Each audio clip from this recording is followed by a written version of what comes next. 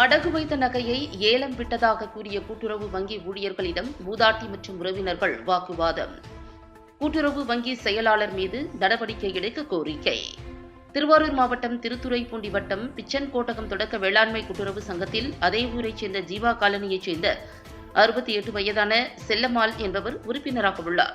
இவர் கடந்த 2014 மே மாதம் 17.200 கிராம் மதிப்புள்ள நெக்லஸ் மற்றும் மோதிரத்தை அடகு வைத்துள்ளார்.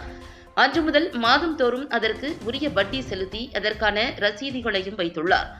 இந்த நிலையில் கடந்த 2020 மே மாதம் மற்றொரு தங்க சங்கிலியை இதே வங்கியில் அடகு வைத்துவிட்டு ஏற்கனவே வைத்த நெக்லஸ் மற்றும் மோதிரத்தை திருப்புவதற்கு கேட்டபோது சங்க செயலாளர் சபாபதி முன்னுக்கு பின் முரணான தகவல்களை தெரிவித்துள்ளார்.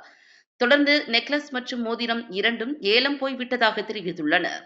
இதனால் சந்தேகமடைந்த செல்லம்மாள் தனது தம்பி மகன் சரவணன் இடம் விசாரித்து உண்மை நிலையை சொல்லும்படி கூறிய நிலையில் இதுகுறித்து நேரில் கேட்பதற்காக பாதிக்கப்பட்ட மூதாட்டி மற்றும் அவருடைய உறவினர்கள் தொடக்க வேளாண்மை கூட்டுறவு வங்கிக்கு சென்று கேட்டபோது நகை ஏலம் விடப்பட்டதாக தெரிவித்துள்ளனர்.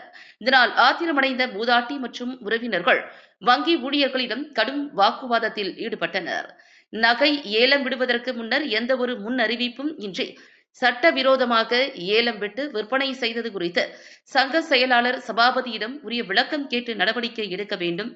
இதற்கு உறுதுணையாக இருந்த நகை மதிப்பீட்டாளர் மீதும் நடவடிக்கை எடுக்க வேண்டும் என கோரிக்கை விடுத்துள்ளனர்.